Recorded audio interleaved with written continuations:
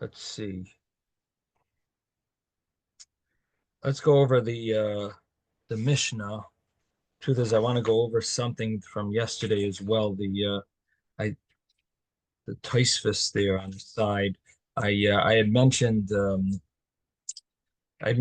there's an argument between Rashi and Tosfos over here. Basically, the Gemara had brought a brisa, bottom of 42a, and it continued over to 42b. There's a Tosefta. The Tosefta talked about the kutanim, children being obligated in different mitzvahs.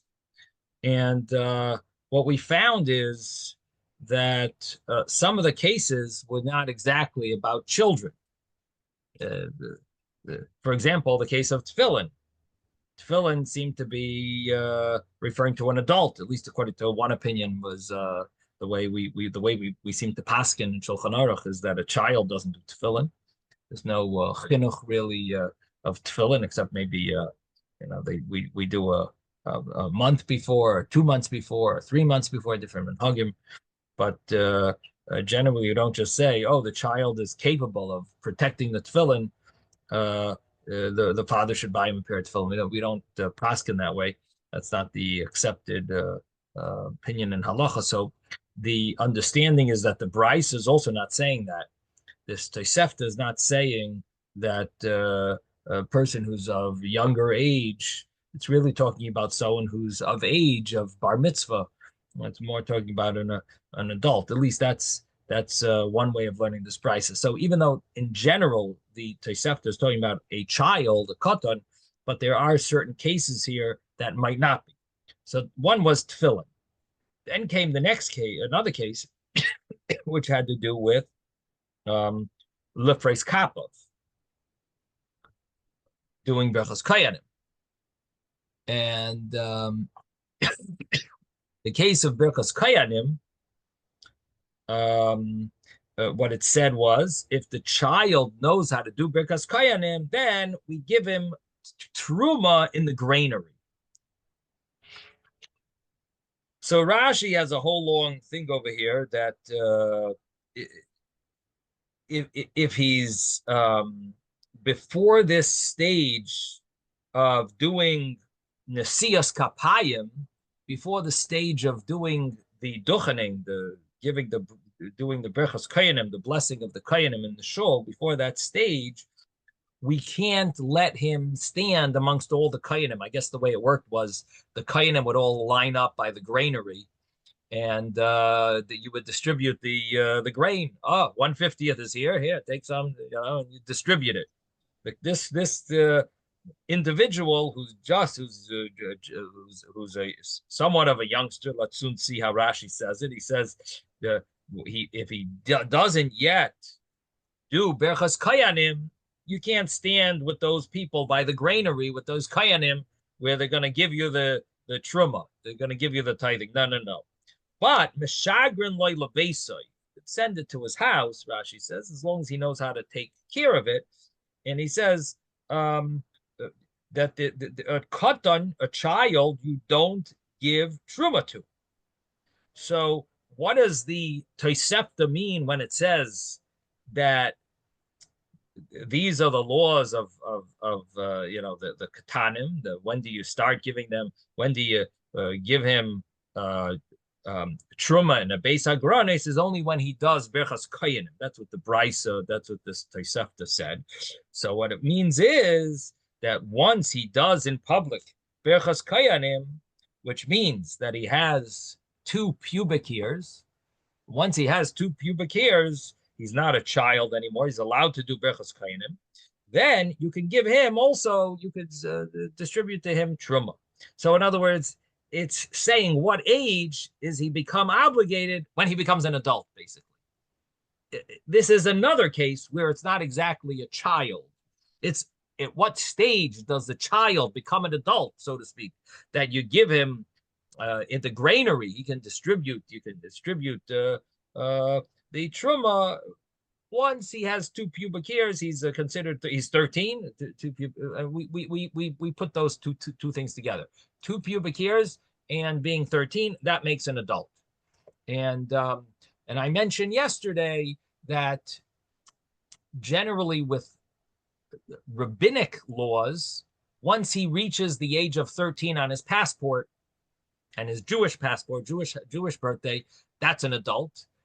And we assume he probably has 2 hairs. And even if he doesn't, they might have fallen out, but he had 2 pubic hairs probably at the age of 13, right when he turned 13. We assume that. A rabbinic law. A biblical law, it's more complicated. I mentioned about the law of that when you listen to Parsha Zachar, so some say maybe you shouldn't, or it seems to be the accepted view that the accepted understanding is it's considered daraisa, it's a biblical mitzvah, and you wouldn't have a child read that parsha in shul. It's a biblical law, even though he is 13. If he's a bar mitzvah boy, he's getting his bar mitzvah that day. But you would have someone else read that parsha Zachar, because in order to fulfill the biblical mitzvah, you would need to have checked if he has 2 pubic hairs, and I don't think anyone's going to take that job of checking. So we basically and then what do you do if he doesn't have the 2 pubic hairs? Then you tell him, sorry, you can't lane. I guess it would be embarrassing as well. So basically, we generally don't have a child laying such a parsha that's biblical. So again, the concept of adulthood is the way Rashi's learning it, is that this Tosefta is not only children and what stage a child does certain things, but really it also includes at what stage you can become obligated or you're eligible for certain things, even if you're not a child. In other words, the case of Lifreis Kapov, you're not a child anymore. That's exactly what it's saying, that when you're not a child, when you do Berchas Kainim, which is because according to Rashi, a child does not do Berchas Kainim. So when he becomes an adult, then you can give him Truma in the Beis Hagranos. You could give him Truma, the portion that's given to the Kayin, in the granary. Otherwise, you would have to send it to his house privately to give him, if you know that you trust him, that he's capable. Otherwise, it's a bizoyon for Truma. It's an embarrassment for Truma. And Tosfos over here, I mentioned, there's a long Tosfos over here that starts on page 42a and it continues on 42b. And Tosfos over here disagrees with Rashi. And Tosfos over here says that even a child is allowed to do Berchas Koyanim, Lifreis Kapov, not on his own, but together with other adults. If he's the only child in shul, you don't do Berchas Koyanim. If there's other Koyanim, he's able to join other Koyanim, and he could do Berchas Koyanim with them. And even though it mentions, and he says, even though Rashi does have a source that a child doesn't do it, that means when he's on his own. That's but the Brisa, and Tosfos' proof to this whole thing is the fact that the Brisa is talking about children underage. And even then it says you could give them Truma in the Beis Hagranos. You could give him a portion, a tithing, a certain amount of the grain in the granary. And he could stand online with all the other Kainim over there, and you hand him the and he's eligible, even though he's a child. He's not an adult. Rashi says only an adult. We're talking about he reached the age of 13, and that's the case because he's doing Berchos Kainim. It means once he reaches 13, he's able. No, Tosfos says no. Even a child is eligible, and that's what it's referring to. That a child would be eligible to get Truma in the Beis Hagranos as long as he's Yodeya Lifreis Kapov, which would mean that he knows how to do Berchos Kainim, and it basically means together with other people. And that's what Tosfos over here says. Now, there is this other statement, and that's what Tosfos struggles with. And he gives an explanation. He gives 2 explanations, really, of how to deal with this. There's a Gemara in Chulin that says when he has a beard, a full beard, literally it means when he has his full beard, he's fit to be a Shliach Tzibor and to do Bilachazan and to Lisa Eskapov. Sounds like you need to have a full beard. This is no child that we're talking about. So Tosfos is struggling with how do I reconcile that? And So I wanted to clarify and correct something from yesterday that there's no the beard is not a doesn't show any sign of adulthood. The pubic hair does, but a beard really doesn't. I looked it up. It's in Eben Ezer and in the Shulchan Aruch and in the Gemara there. That's not. This is not proving adulthood. It's covered hatzibur. So again, a little. I checked it up. It's not exactly the way I said it yesterday. The concept here is that you have covered for a tzibur community. Certain things have to be done more proper. What is that? A person who's chazan should have a beard, should be should look more of an adult. Berchos kainim, you're doing berchos kainim, should look more like an adult. And I saw it brought down in Shulchan Aruch, a whole shaila. How do you deal with a school where they have a kids minyan? You have a kids minyan. You have the chazanim don't have a beard. You have the berchos kainim is without a beard, especially in Israel. They do berchos kainim every day in many places in Israel. So how do you do maybe in Sephardic communities even outside Israel? But anyway, how do you deal with that? There's no adults there's no adults in that minyan, and how do you deal with? So Taisus over here says that two answers. He says you could say that you need to have a beard if you're doing it alone. You not just need to be an adult, but you need to actually have a beard to do it alone. And then Taisus gives another answer, that there's a difference between doing this on a regular basis. You want to be the chazan in the shul, that they hire you, you really need to have a beard. You're going to be the kvius, the regular chazan, then you need to have a beard. It needs to look like you're more of a kavadik mensch, a more distinguished person, a more adult, at least an older person. You should look like you're more of an adult.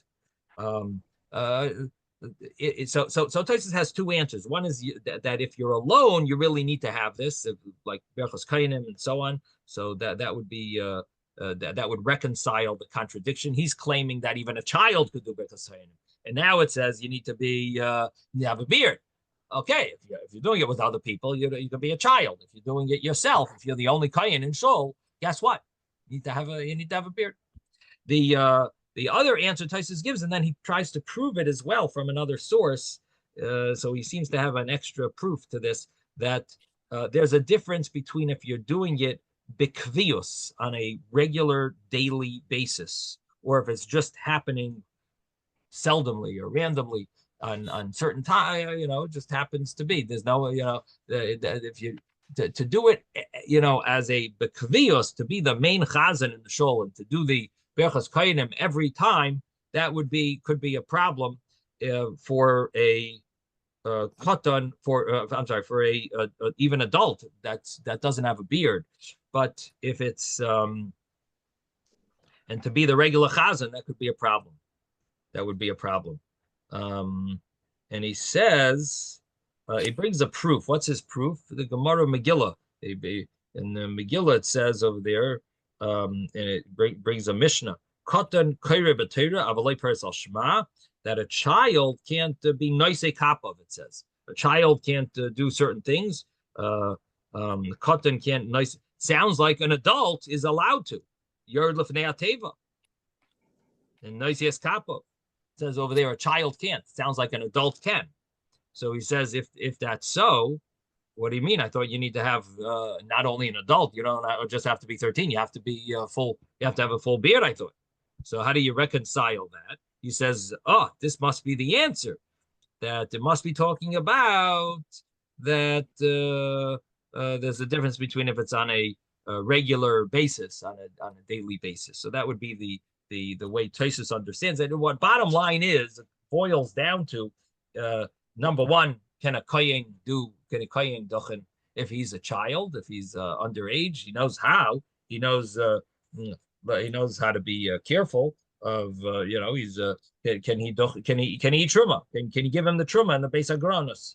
If he knows how to be parish shema lefreis kapov, he knows how to be to do Berachos Kohanim, spread out his palms, that's the term used. But if he knows how to do Berachos Kohanim, give him Truma. Even if he's a child, Taisa says, and according to Rashi, you'd have to be Ben Yud Gimel Shanim, you'd have to be 13 years old. So Rashi doesn't seem to deal with the issue of the beard. Rashi just deals with the fact that a katan, a child, is not able to do the duchenim.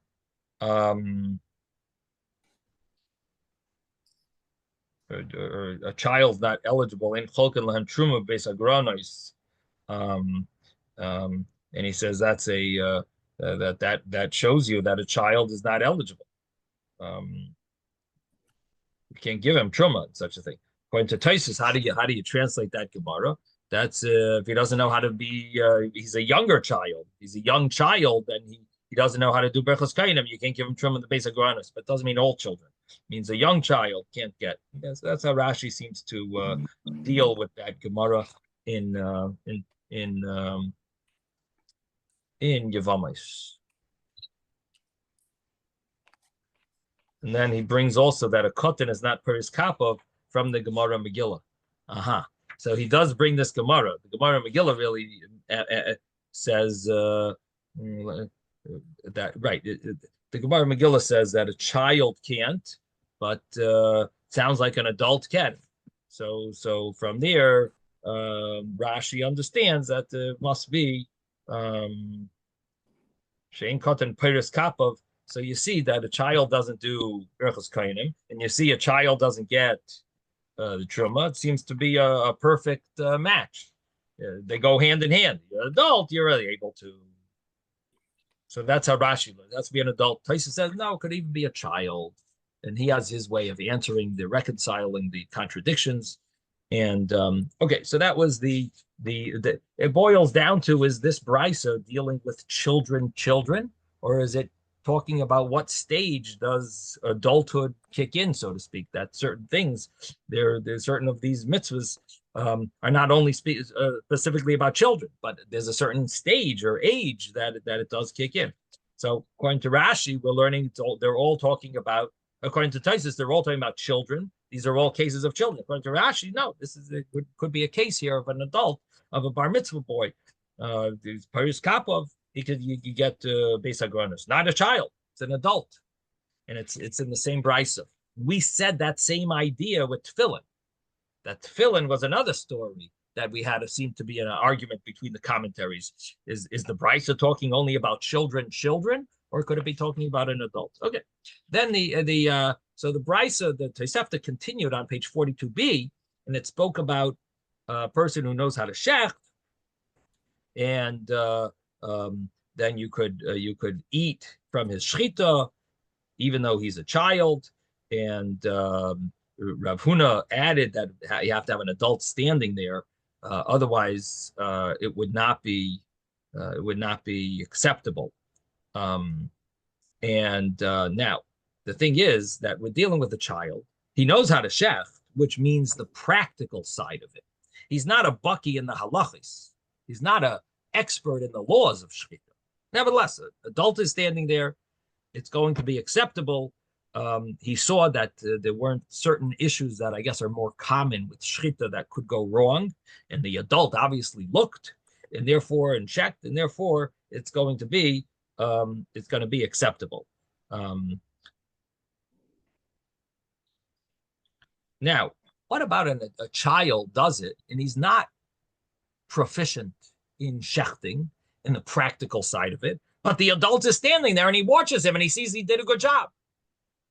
Our Tosefta said, no, if he's yoidea l'shchait, then you could eat from it. But what about, he's not a yoidea l'shchait, he's not a person who knows how to shecht, but he did a good job. The adult was standing right there. Come on, the adult is standing right there. He sees. Is that good enough? So Taisa says, if he's not a yodeya la'amen yodev l'shchita, he's not a yodeya l'shchait, doesn't know how to shecht, even though an adult is standing there, and he saw that he didn't do the common mistakes, common problem, it's still prohibited to eat from his shchita. You can't. you think you saw everything, but we don't trust that. We don't go by that. And then the Tosefta continued and spoke about that if a child can eat a kazayas of dagan of grain, marchikin mitzayosai raglov, then his excrement smells more. If he knows how to eat a kazayas, an olive size of grain, and then you have to separate 4 amos from regarding Kriyashma and Tefillah, you have to separate 4 amos, which is either 6 or 8 feet from away from the shmutz, and the Gemara says that it's specifically talking about that this child is able to eat that amount, an olive size of grain, in a kedei achilas pras, the amount of time it takes to eat a half a loaf of bread. So, in other words, it has to be in one sitting, so to speak. It can't be like, oh yeah, he ate an olive size over throughout the day. No, in one sitting, in one like meal, which is the amount of time it takes to eat one eating, it's really called. The amount of time it takes to eat a half a loaf of bread, that's the amount of time that it has. And I've mentioned that the common the poskim talk about between 3 and 9 minutes. And this is applicable also for Pesach. Pesach is coming up.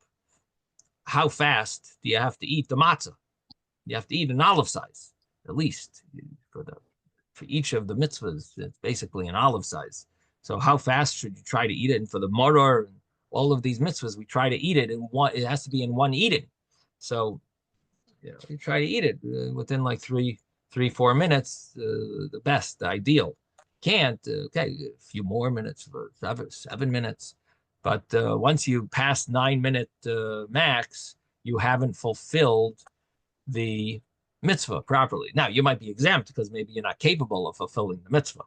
But definitely don't talk while you're eating the matzah, besides because of health reasons, but also you won't be fulfilling the mitzvah because it'll take too long before you finish eating a kazayas, an olive size. There are different opinions how much is an olive size of matzah, and it also depends on how thick the matzahs are, because the more thick the matzahs are, the less width and length that you need that piece to be. If it's a more thick matzah, but if it's a very thin matzah, then you need it to be long. And there's arguments between the rabbanim, the poskim, exactly how much, a half a matzah, a quarter of a matzah, 3/4 of a matzah. It seems like definitely 3/4 of a matzah should be more than enough, even a half a matzah general. But anyway, so this is this law of kedei achilas pras, very applicable for matzah. I mentioned yesterday also about Yom Kippur, and I mentioned about, in general, to make a bracha achrayna, to make an after bracha, to bench. You also need to eat it in one eating. If you ate a little throughout the day, then you wouldn't end up benching, because you didn't get satisfied in one eating. You didn't eat a kazayas in one eating. Now, then the Gemara said that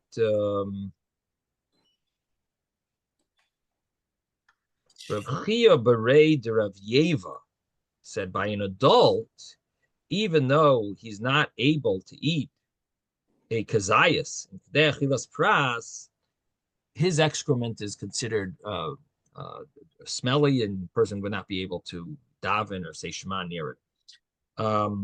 Then the Gemara has mentioned about how old does a child have to be for the Korban Pesach? What stage is he obligated to participate in the Korban Pesach? And as long as he can eat an olive size worth an olive size of tzli. Tzli is the roasted meat. Then he could be included in being shechted in the animal that's shechted for the group. He could be included in that group and being part of that shechted animal's group because he's capable of eating. It says ish l'fi achla. And Rabbi Yehuda said it's important that what's important is that he has to be old enough to discern what is food and what is not food. And the Gemara's example was about a stone or about a stone or about an egois, a walnut or nut.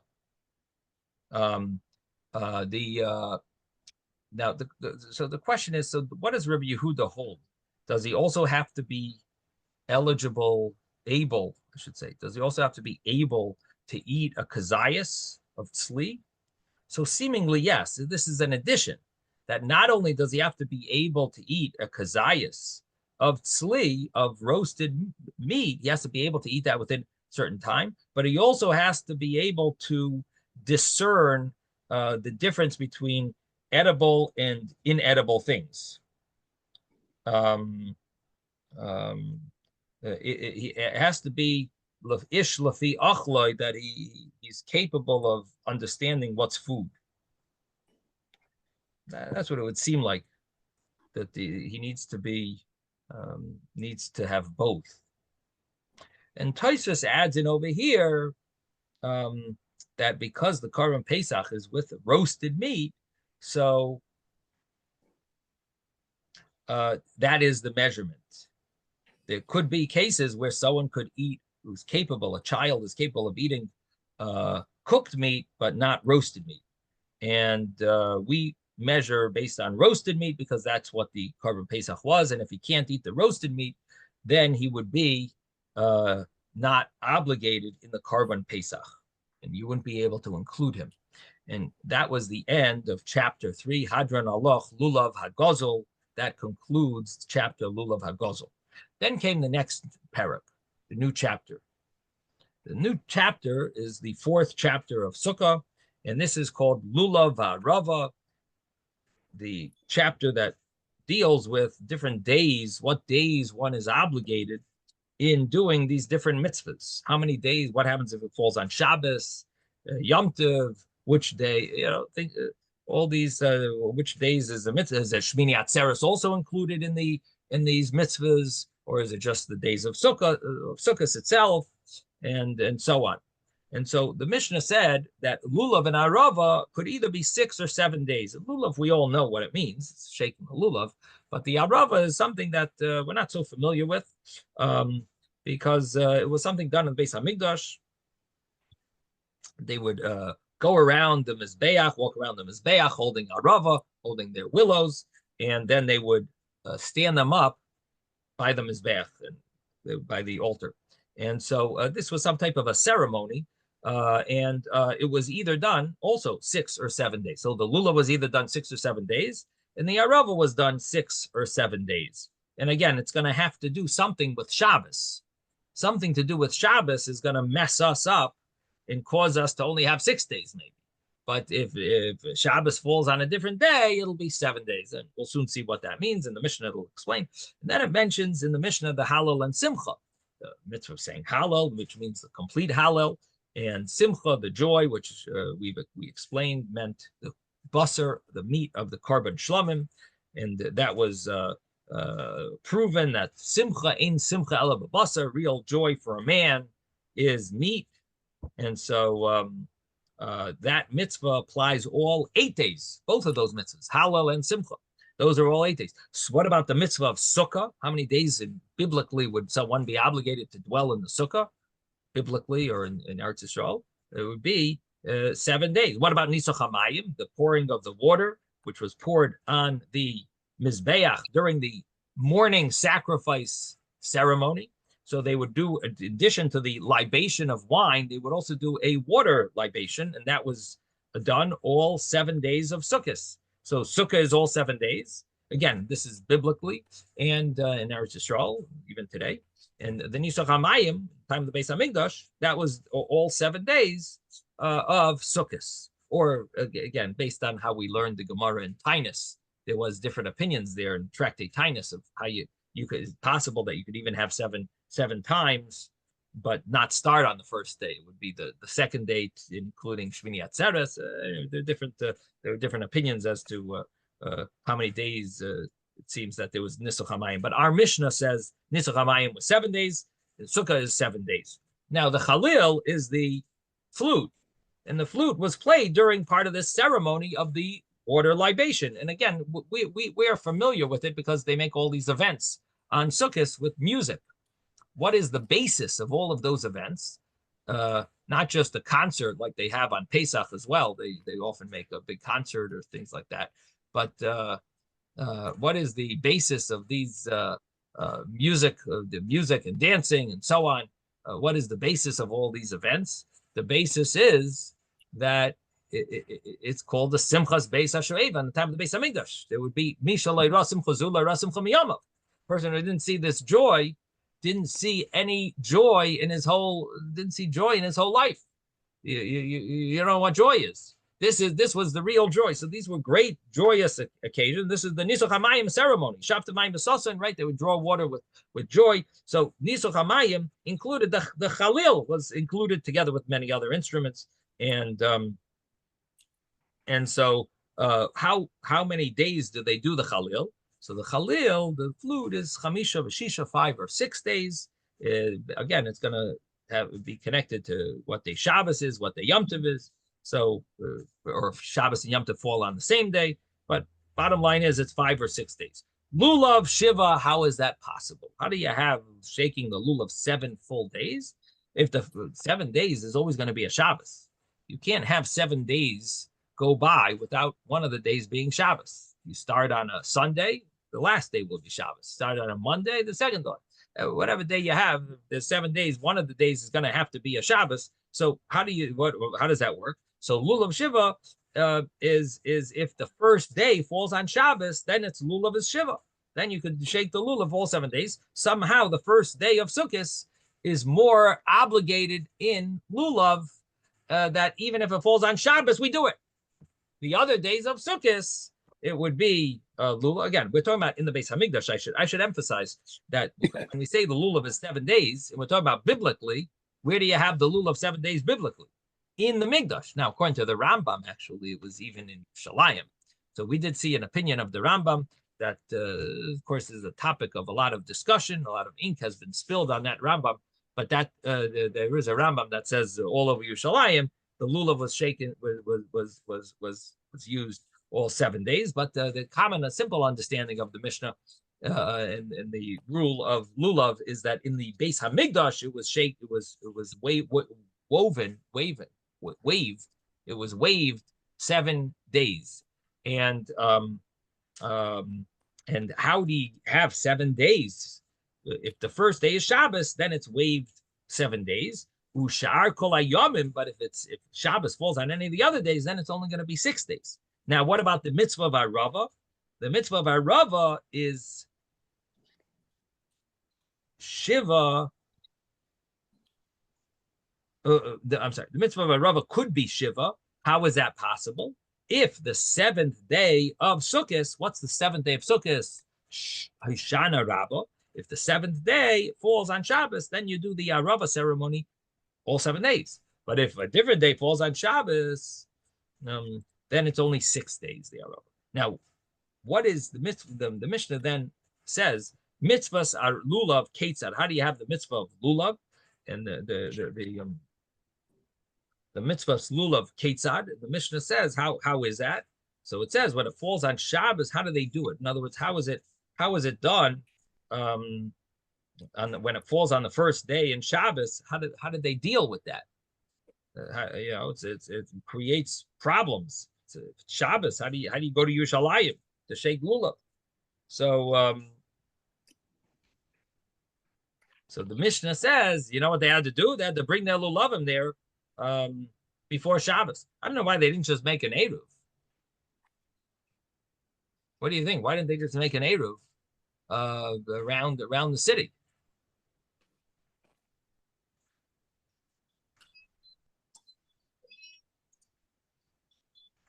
Maybe because there's so many Yidden, it would not be a kosher eruv. That would be a thoroughfare.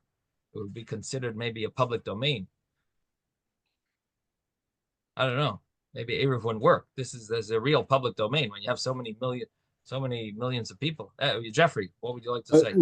But now we could still consider it to be not a Rosh Hashanah now. Right. We do have an Eruv, and we do have but we don't have millions of people. Well, it's close to that sometimes. There's a lot. Yeah. So there's not a problem. But I don't know. We're talking about different times. We were talking about the Roman times. There were a lot of restrictions from the government, whatever. So, okay, Jeffrey has an answer. Okay. Interesting thought. It could be because of the rules and regulations over there, the red tape. Okay.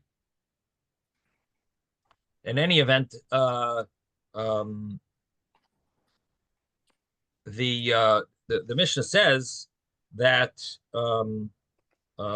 what would they do to fulfill the mitzvah of lulav on Shabbos? It's very complicated. They would have to bring their lulavim from before Shabbos and bring it to the mountain Har HaBayis. And the chazonim would be makabel the gaboyim, really. The chazonim is the term used for the gaboyim of the shamoshim, the shamash, the aid, the helpers over there. They would receive your lulav, and they would spread them out on top of these benches, itztava. And the elders had a special place so that they didn't get pushed around, and they would place it in a lishka, a certain room, and the Bezdin would teach everyone that you got to make sure to give it as a gift, matana, and not as it shouldn't be. You shouldn't expect to get yours back. Expect to give it to someone else and let them fulfill the mitzvah with it by giving it as a matana. So we teach everyone that whoever gets a lulav, they should say, everyone should say that whoever gets lulavi, my lulav, everyone should say, whoever gets my lulav, it's given to you as a gift. And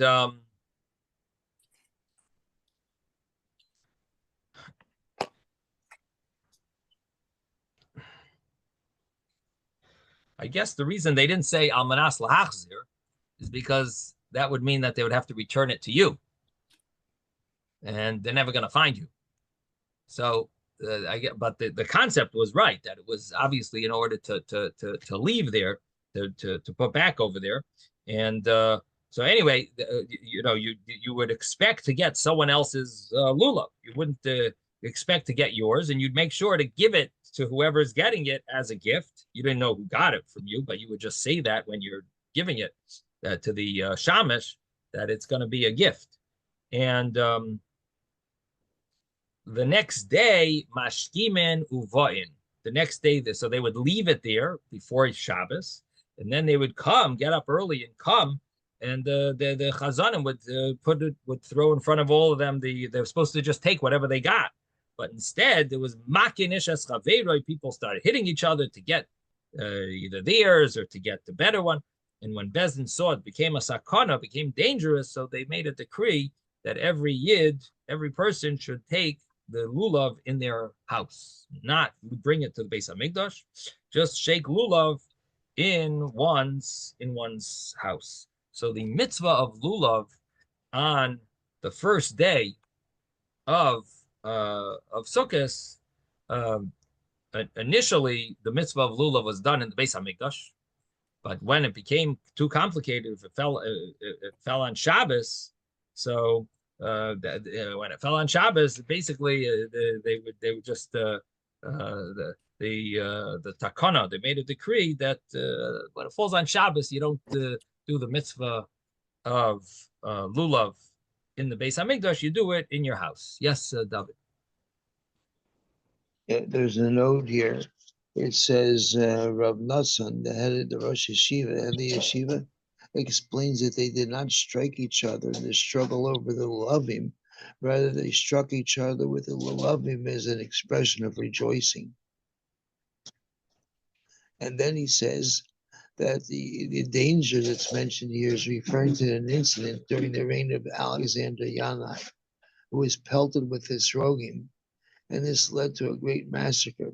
and since then they were especially vigilant in preventing any commotion from taking place in the temple.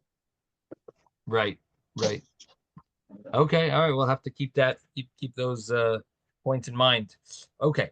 I mean, the first one is a little interesting that they were rejoicing, and that it seems like there's a contradiction between the first and the second pshatim that you said, by the way. One says that it wasn't fighting, and the other one says this was an incident. The first one was they were rejoicing, but I guess they got nervous from the rejoicing. It definitely doesn't sound that way. The first pshat. Who says it? Reb Nassan? Who's Reb Nassan? Yeah, he says Reb Nassan, the head of the yeshiva. The head of the yeshiva. Okay. Well, we'll have to see what the Gemara says. Okay. So the Gemara says here. We're up to the beginning of the incident where somebody, I forget what the machlokes was, but it was doing one way or the other way. And when he came out, I don't know if he was a Tzeduki, right? Yeah, that's the second story. Him with the Esrogim, right? Right. Okay. Yeah, which also sounds a little strange. Why that would be a cause for us to not do the mitzvah of lulav just because they pelted some Tzeduki with Esrogim. You know, we can't. We have to stop the whole the whole ceremony of lulav at Beis Hamikdash. Obviously, a lot more went on. There was more to the scuffle. All right. Anyway, we'll have to look into that. Yeah. It says it led to a great massacre. It wasn't just the guy got pelted with his rogim. Something happened after that. Which was this massacre. But the question would be, so then why only on Shabbos did they stop this? Then it should be always. You can't don't bring anything that's dangerous or any lulavim and esrogim to the Beis Hamikdash any day. Yeah. All right, we'll have to see. Okay. So the Gemara here says... he says that since then they were especially vigilant to prevent any kind of commotion from taking place in the temple. Right. But I'm saying, did they make a decree that don't shake lulav in the Beis Hamikdash ever? You know, maybe it was more... there were more people on the first day. Maybe you'd say, okay. Anyway, so so that's the Mishnah, and what we saw in the Mishnah was this concept that there's going to be complications with Shabbos. That's something we saw. Shabbos seems to be some complication added to the mitzvah of lulav, and the case in the Mishnah was that created some type of a fight, scuffle, and they ended up making a decree, shake lulav at home. Now comes the Gemara. The Gemara says,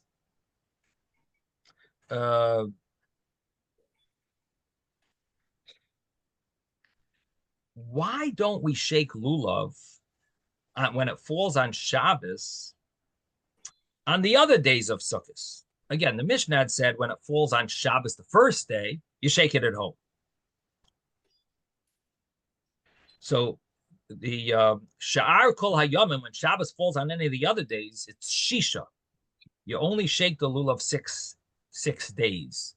So if Shabbos falls on the third day of the holiday of Sukkot, the Chol Hamoed, the third day, how many days that year are you going to shake lulav?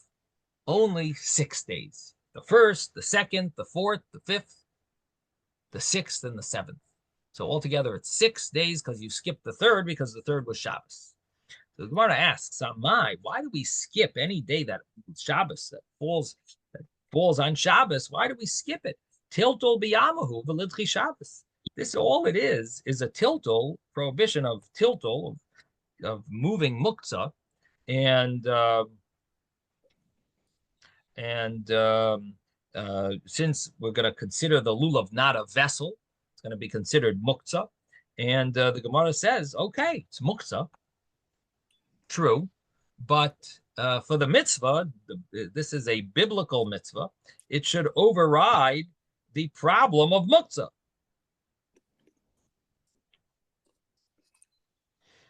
this a mitzvah to shake the lulav, at least in the Beis Hamikdash, all 7 days.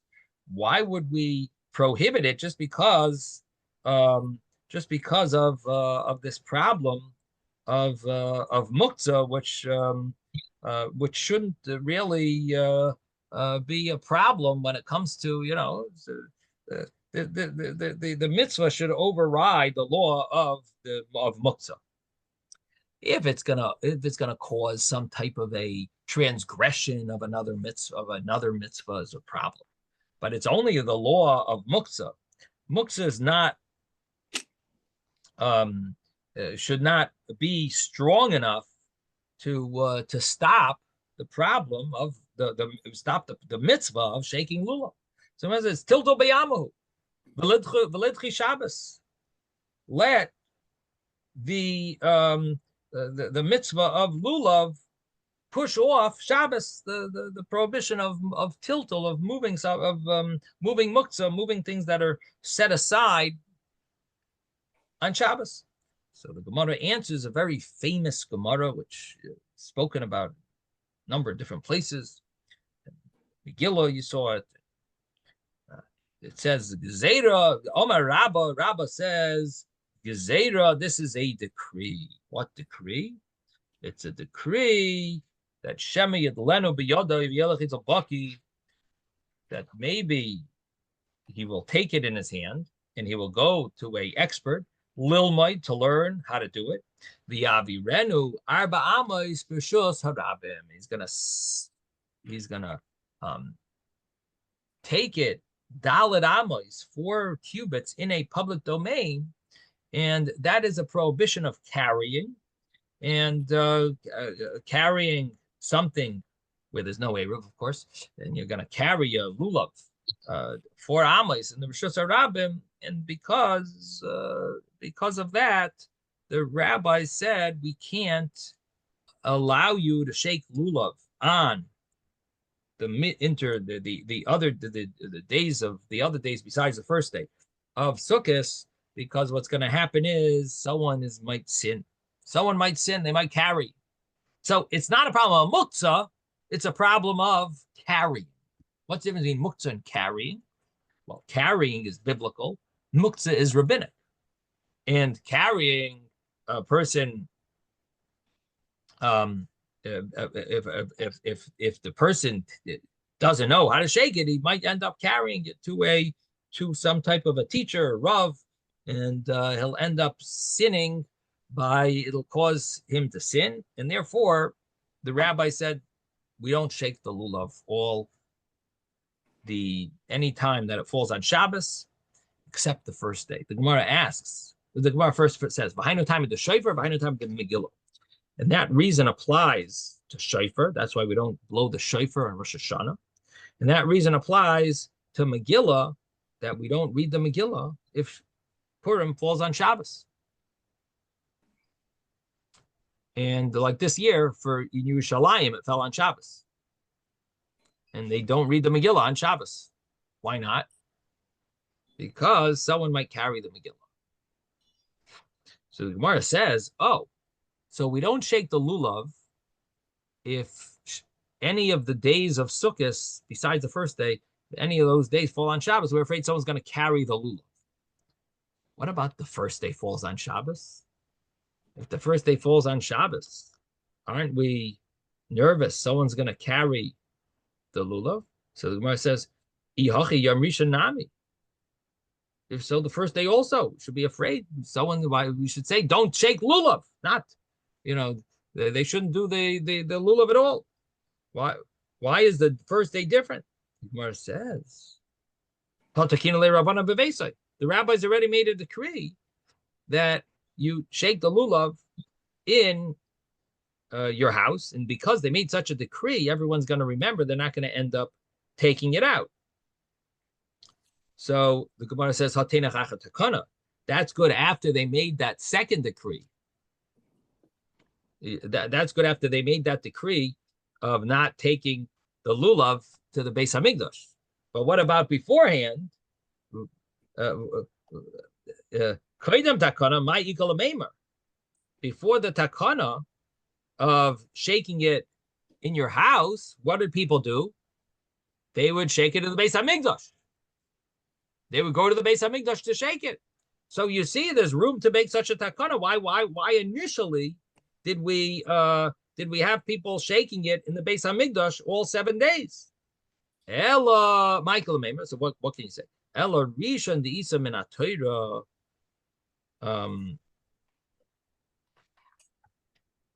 The first day that the Isa min HaTorah Bigvulin, that even outside of the Beis Hamikdash, it's a mitzvah, biblical mitzvah, like Gazru B'hu Rabbanan. The rabbis didn't make a decree.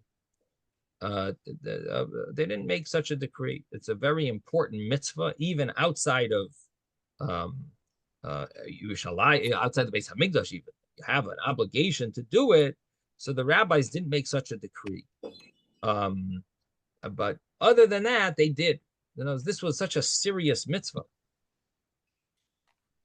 Like Hanach, the last Numenat Torah, Bigvul, and the other days of Sukkot that are not days that are biblically obligated outside of Beis Hamikdash.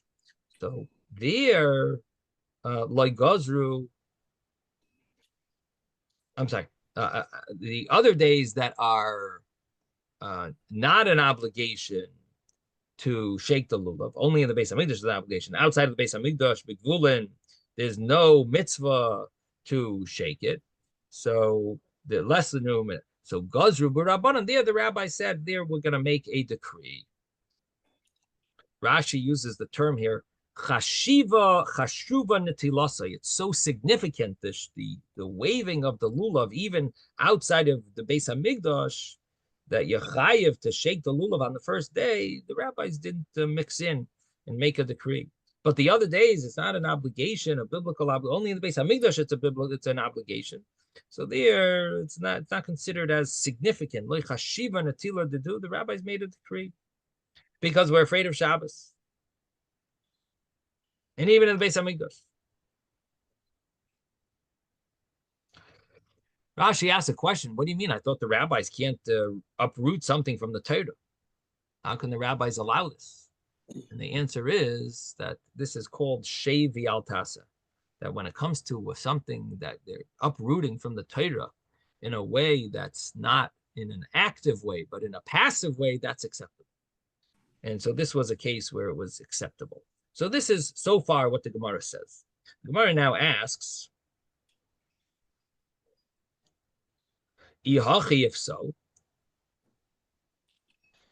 Ha'idna Nami, even now, if that's so, that something that applies outside of Israel, the rabbis didn't make a decree, even now on the first day of Sukkot, it should push off Shabbos, and they should shake the lulav with Nanami. If so, even today. So the Gemara says, Anan lo yadina b'kfiyusa b'kfiya diyarcha. We don't know the kivua diyarcha, the exact the kvios of the holidays. What does that mean? That we, at a certain point in our history, they used to sanctify the new moon, and yarcha is the word yareach, the moon, and the kibua de yarcha, the kiva de yarcha, the establishment of when the new month starts, we're not always sure, because every lunar month is always 29 days and 12 hours. It's never exact. 29 days, 12 hours, and Tashtzag, 793 halakim, portions of an hour. So it's an in-between amount. And so some months end up being 29 days, and some months end up being 30 days. And because of that, we're never sure, and they need to see when the new moon is visible to know which one is which. and because of that, we are not. We need to rely on the when the Bezdin establishes the new month. So because we aren't Yodinon b'kivua diyarcha, we don't know the establishment of the new month. So inu diyadi b'kivua diyarcha. Oh, I'm sorry, that's it. Anan layadin b'kivua diyarcha. That's the answer. We don't know the establishment of the new month, and we're not sure if maybe this day is Yom Tov or the next day is Yom Tov, and that's why we have 2 days of holidays outside of Israel. In Israel, they only have 1 day. Outside of Israel, we have 2 days. Why? Because at a certain stage, we didn't have calendars. We didn't rely on a calendar because it didn't go by the calendar. It went by when the Bezdin established it and said, Mekudesh, Mekudesh, Mekudesh, they established the new month. So we relied on finding out information from that Bezdin till we got the info, till the newspaper arrived, till the witnesses arrived. And so because of that, we're never sure on the first day of Sukkot if it's really Yom Tov or not. So we can't say that it's going to push off Shabbos. So because we're not sure, we can't do it. So the Gemara says, Inu diyadi b'kivur diyarcha lidchu. The ones that do know when the Yom Tov is, they should be able to shake the lulav even today on Shabbos, because they know when the actual day is. The Gemara says, Eina Hanami. True. They do. They shake lulav. They're supposed to shake lulav on when it falls on Shabbos. And the Gemara says, the Tani Chada, because we have one Mishnah that teaches us, B'yom Tov Rishon Shel Chag Shchol Yis B'Shabbos. It says when the first day falls on Shabbos, everyone would bring their lulav to the mountain, the Harabayas, the mountain of the Beis Hamikdash. And Utanan, Idach, and we have another Mishnah that it says that on the first day of Sukkot, they would bring their lulav lebeis haknesses to their shul. And so Shema Mina, we see that what is the difference? Kan bezman shebeis hamikdash kayam. Here it's talking about when the Beis Hamikdash was around, they would go to the Beis Hamikdash. Kan bezman shein Beis Hamikdash kayam. Here they went to a shul. Why? Because there's no Beis Hamikdash. So we see that even after the destruction of the Beis Hamikdash, if it falls on Shabbos, at least the people that live in the Eretz Yisrael, in the Yerushalayim, that they would know what day for sure is the first day of Sukkot. For them, it overrides the Shabbos. And even nowadays, that would be the halacha. That's what the Gemara initially is assuming. In Shema Mina, we see from here that this is so. You see this contradiction, and how do you answer such a contradiction? It must be because you do shake the lulav on Shabbos in a Beis HaKnesses. Must be after the Beis Hamikdash was destroyed, and so they would still shake the lulav. The Gemara said, now the Gemara is going to switch later on, but in the meantime, that's the Gemara's thought now. Now, the Isa Minatayra Bigvulin Manolan. How do we know that you're supposed to shake the lulav outside of the Beis Hamikdash? Bigvulin literally means in your boundaries, which means in all of your cities. So how do we know that you're obligated to shake the lulav at least on the first day, biblically? The Tanya, because it was taught in a brisa. We had this. Every person should take, and it says lochem. Mishalochem has to be yours. Excludes a shoal. Vesagozel excludes a borrowed one and a stolen lulav. And bayoim says bayoim arishoy. What does it say? Bayoim. That's afilu b'Shabbos, even on Shabbos. And it says rishoin afilu b'gvulin, and it says the rishoin, the first, the yom rishoin, the first day. And the understanding is that that we see that it means even on Shabbos, and it says you got to take on the first day. So it means even Bigvulan, I feel Bigvulan. There's no way to exclude there's nowhere where it's excluding it. And it says Harishain the first, Melamed Harishain the hay, Melamed she'enoi doicha ela yom tov Harishain bilvad. That it says that hey, it means that it only this day by Yom Harishain on the first day. So it means only when the first day falls on Shabbos, then it is considered overridden by this mitzvah. And that's how we see that the first day, the mitzvah is even to shake the lulav on Shabbos. Only, but obviously, which means on the other days it wouldn't. On the Shabbos, it'll override it. That excludes the other days that it wouldn't override it. Okay, we're gonna stop here. Sei gesund, everyone. Have a wonderful day. Rabbi, yes. I want to ask you, what's the new schedule going to be? When are we taking the break? Oh yeah. Basically, we're just gonna learn till the end of the week. I was gonna send out an email. Thanks for reminding me. Yeah. Okay, and then the break will start on the break will start on Sunday, and then until when? Until Rosh Chodesh. Well, I'll send out an email what day exactly. Okay. All right. Thank you, Rabbi. Very good. Okay. Sei gesund.